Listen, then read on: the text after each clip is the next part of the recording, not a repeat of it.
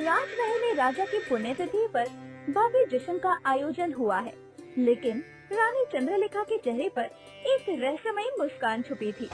संगीत, नृत्य और अतिथियों के बीच एक साजिश जन्म ले रही होती है। आज स्वर्गीय महाराज की पुण्यतिथि है। हम सब उन्हें श्रद्धांजलि अर्पित करते हैं। मेरे पिता ने जो राज्य बनाया, मैं उसे और अधिक न्यायपूर्ण और समृद्ध बनाना चाहता हूँ। राज्य को चलाने के लिए केवल इच्छा नहीं, बुद्धि और चाल भी चाहिए युवराज। रानी जी, युवराज युद्ध कला में निपुण है और प्रजा के लिए भी उनकी सोच में सच्चाई है। सिर्फ प्रिय होना ही पर्याप्त नहीं होता सेनापति, कभी कभी कठोर फैसले ही राज्य को बचाते हैं। इसी बीच सेविका सौम्या, जो चुपचाप रानी की हर गतिविधि पर नजर रख रही होती है, उसे कुछ असामान्य दिखता है।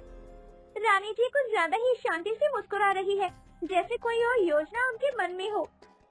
अरे वो तो हमेशा ऐसे ही रहती है, लेकिन आज कुछ अलग बात है। देखा, उन्होंने युवराज को भी भाषण के बाद सराहना नहीं दी। वही तो, ऐसा लग रहा है जैसे उनके मन में कोई बात चल रही है। युवराज के भाषण के दौरान उनके चेहरे पर जलन की भावना थी। क्या पता हम ही गलत सोच रहे हो। हाँ, हो सकता है, लेकिन अब हम भी तो किसी के मन की बात नहीं जान सकते ना। रानी चंद्रलेखा धीरे से एक विदेशी दूत से फुसफुसाते हुए बात करती है। हर कदम सोच समझ कर रखना। कल की सभा में जब युवराज की घोषणा होगी, तो अगला दाव हम चलेंगे और इस बारे में किसी को कानो कान खबर नहीं होनी चाहिए। सब तैयारी है रानी साहिबा, सब कुछ आपकी योजना के अनुसार ही होगा। अब तो बस कल का इंतजार है। पास में ही खड़ी सौम्या ने ये सब कुछ सुन लिया होता है। रानी कुछ बहुत बड़ा छुपा रही है। ये केवल एक शाही जश्न नहीं है, बल्कि किसी गहरी साजिश की शुरुआत है। मैं किसी पर भरोसा भी तो नहीं कर सकती। यहाँ कौन रानी से मिला है, ये भी नहीं पता। लेकिन मैं हाथ पर हाथ रखे भी नहीं बैठ सकती।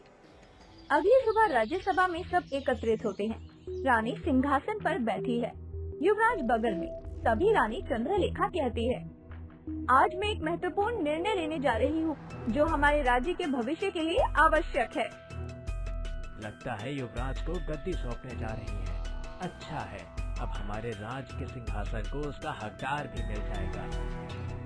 हम तैयार हैं रानी जी, कृपया आदेश दें।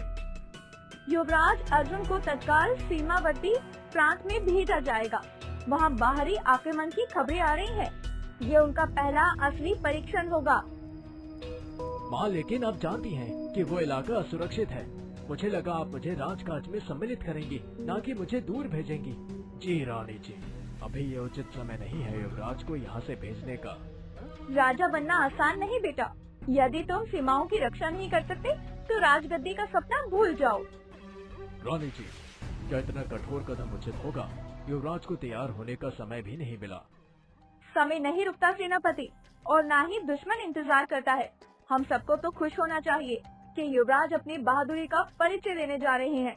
और युवराज अर्जुन, मुझे तुम पर पूरा भरोसा है कि तुम सकुशल राज्य आओगे। ये वही इलाका है जहाँ कई राजकुमार युद्ध में मारे गए थे। क्या रानी उन्हें मरवाना चाहती है? रानी के मन में कुछ और ही चल रहा है। युवराज को दरबार से दूर कर देना ये केवल परीक्षण नहीं, कुछ और है। अगर ये आपकी आज्ञा है तो मैं जाऊंगा, लेकिन माँ, अगर मैं लौट कर आया तो फिर पुत्र नहीं, उत्तराधिकारी बनकर लौटूंगा। और हम सबको अपने उत्तराधिकारी का इंतजार रहेगा। सौम्या महल के पीछे की गलियों में रानी चंद्रलेखा का पीछा करती है और गुप्त सुरंग तक पहुंच जाती है। ये रानी जी रोज रात एक ही दिशा में जाती है, कहीं कुछ छुपा तो नहीं रही? जब अर्जुन युद्ध में जाएगा, हम उसके नाम पर करार कर लेंगे। राज्य पर अब मेरा अधिकार होगा और सीमाओं पर हम विद्रोह भड़का देंगे। युवराज मारा जाएगा या कैद होगा, दोनों ही अवसरों में हमारे लिए जीत है। मुझे किसी तरह युवराज को ये बताना होगा। रानी माँ युवराज की सौतीली माँ है, इसलिए वो उनकी राजगद्दी पर बैठा हुआ उन्हें देखकर खुश नहीं हो रही। अर्जुन युद्ध के लिए प्रस्थान करता है। सौम्या एक पत्र लिखकर अर्जुन युवराज के पास जाती है। महाराज, मुझे आपसे कुछ बात करनी है। नहीं, अभी बिल्कुल भी समय नहीं है। मैं युद्ध के लिए जा रहा हूँ। तुम्हें जो कुछ भी काम हो यहाँ किसी से बोल दो, और ऐसे महाराज को बीच में टोकना शोभा नहीं देता। महाराज, मैं आपसे गुस्ताखी के लिए माफी चाहती हूँ, लेकिन मैं बस हमारे राज्य का भला चाहती हूँ। मेरी बात सुनिए। तुम एक साधारण सी दासी हो, तुम राज्य के लिए क्या सोच सकती हो? मैं यहाँ का युवराज हूँ। ठीक है, जैसे आपकी आज्ञा महाराज। आपके पास मिलने का मौका नहीं है, पर ये पत्र आपकी जान बचा सकता है। आप इसे जरूर पढ़ लीजिए। अर्जुन अपने कक्ष से निकलते समय वो पत्र पढ़ता है और हैरान हो जाता है। रानी माँ ये सब कर सकती है? नहीं, ये सच नहीं हो सकता। रानी माँ मेरी माँ है, भला कोई माँ अपने ही बेटे के साथ ऐसा कैसे कर सकती है? लेकिन ये बात भी तो सच है कि जब से राज में ये खबर फैली है कि मैं राजगद्दी संभालूंगा, तब से उनका प्रताप काफी बदल गया है, और वो सब जानते हुए भी मुझे सीमावर्ती प्रांत में भेजा जा रहा है। अर्जुन महल से चला जाता है और रानी चंद्रलेखा की खुशी का ठिकाना ही नहीं होता। उसी दिन रानी चंद्रलेखा बैठक बैठाती है। राजगुरु अब बूढ़े हो गए हैं, उनकी सोच पुरानी है। अब नए मंत्रियों को लाने का समय है, लेकिन आप चिंता मत कीजिए, अब भी आपको वही सम्मान दिया जाएगा। रानी जी, मैं केवल राज्य हित में ही बोलता हूँ, और मैं राज्य के भविष्य के लिए कार्य करती हूँ। आप विश्राम करें, यही उचित है। ये आप क्या कर रही हैं रानी जी? ये आप तुमसे सीखने की मुझे कोई जरूरत नहीं है। अब मुझे तुम नहीं बताओगी कि मैं क्या कर रही हूँ और क्या करना चाहिए मुझे। तुम अपने काम से काम रखो। महल की दासी हो, बहुत बार तुम्हें यहाँ ताका झाकी करते हुए देखा है मैंने। अगर एक बार और देख लिया तो महल से निकलवा दूंगी।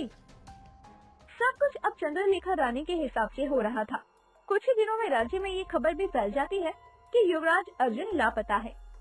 रानी जी, युवराज का कुछ पता नहीं चल रहा।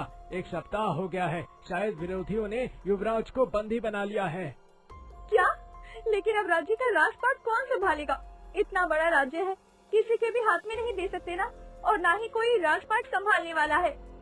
रानी जी, इसलिए ही हम आपको सचेत कर रहे थे कि युवराज की जान के साथ खतरा मत लीजिए, किंतु आपने सुनी ही नहीं हमारी बात।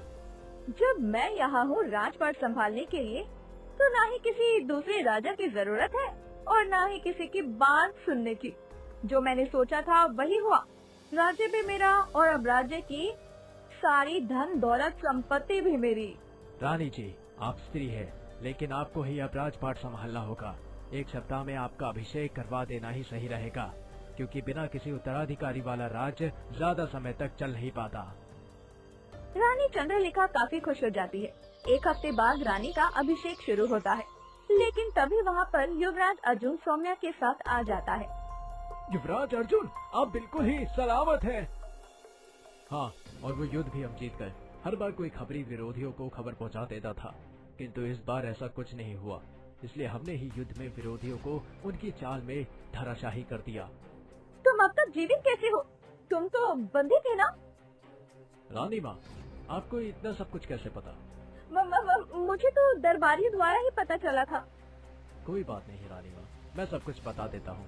रानी का षड्यंत्र तो बहुत अच्छा था, लेकिन आप हार गई, क्योंकि सौम्या ने मुझे पहले ही आगाह कर दिया था, जिस वजह से मैंने युद्ध में अपनी जगह किसी और को भेज दिया और बंदी वो हुआ। और तो और वो युद्ध भी हम जीत गए।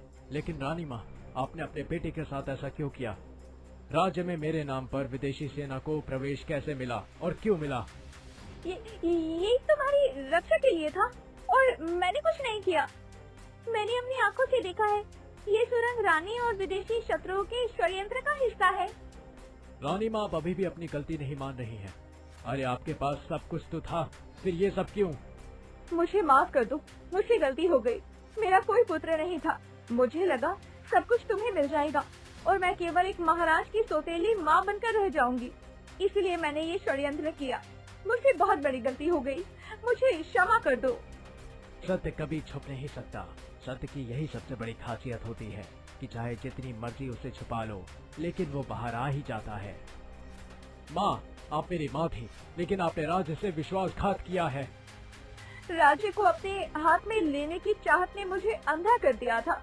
मुझे अपनी गलती का एहसास हो गया है। मुझे पता है जो मैंने गलती की उसकी कोई माफी नहीं, लेकिन मैं फिर भी अपनी गलती की माफी मांगती हूँ। मैं आपको सजा नहीं दूंगा, बल्कि एक मौका दूंगा आपको अपनी गलती सुधारने का। नई सुबह अर्जुन को राज्य की कमान दे दी जाती है। सौम्या को सम्मानित किया जाता है।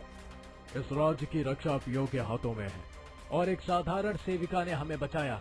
सौम्या, तुम सच्ची रक्षक हो और अब तुम इस महल की सर्वश्रेष्ठ सेविका में से एक हो। ये आपकी बहुत मेहरबानी है। आप जैसे नेकदिल राजा हम सबका ध्यान रखते हैं, ये हमारा सौभाग्य है। अंत में राज्य की शांति लौट आती है और अर्जुन न्याय, ईमानदारी और विश्वास के साथ भी शासन करता है। अगर आपको हमारी ये वीडियो अच्छी लगी हो तो वीडियो को लाइक और चैनल को सब्सक्राइब जरूर करें और अपने दोस्तों को शेयर करना ना भूलें। साथ ही बेल आइकन प्रेस करें